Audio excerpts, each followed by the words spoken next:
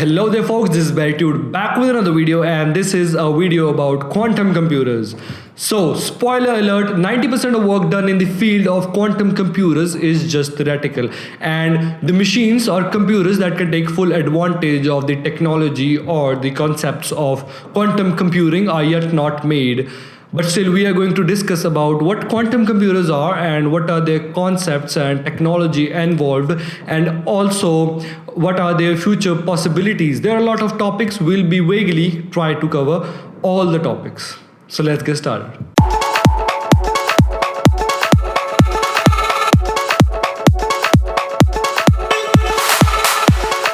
So what are quantum computers? In layman's terms, a computer that can harness the amazing laws of quantum mechanics to process information are called quantum computers. A traditional computer uses bits that are either zeros and ones to process information, whereas a quantum computer uses qubits or quantum bits to process information. And because qubits behave quantumly, a system can encode zeros and ones into two distinguishable quantum states. And because of the phenomenon of entanglement and superposition, the information processing is done a lot faster. Now, don't be baffled by these concepts, I'll explain them right now. Superposition is the ability of a quantum particle to be in various states at the same time. Now imagine a particle that is right and left, up and down, front and back at the same time. Whereas a traditional computer uses zeros and ones to process information, a quantum system can use a quantum particle, which can be in various states. And that's a lot of information processing. And some might even have problem understanding these concepts because we do not experience them in our day-to-day life, but they exist at the quantum level.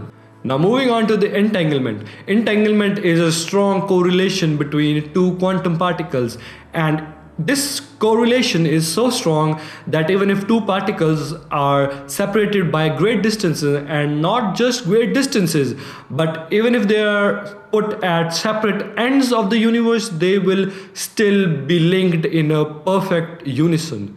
And this seems like an impossible connection, but it exists. And even Einstein defined entanglement as a spooky connection at distance. Even some tasks that are considered impossible for traditional computers can be easily and efficiently done by quantum computers. For example, let's say factoring of numbers. Factoring of large numbers, say a 500-digit number, is considered a nearly impossible task for a traditional computer. But a quantum computer can easily do it. Now, factoring of large numbers is an important issue because it's the basis of present-day cryptography and encryption of many sorts. One very good example is RSA encryption. That is a type of encryption that is used in our credit cards. But encryption is a huge topic in itself, so we will not be going into encryption. But in short, quantum mechanics will allow for a whole new type of highly secure cryptography called the quantum key distribution, or QKD, that will allow for distribution of completely random keys at a distance. It again relies on a very interesting property of quantum mechanics, that is, if any attempt is made to observe or measure a quantum system will disturb it.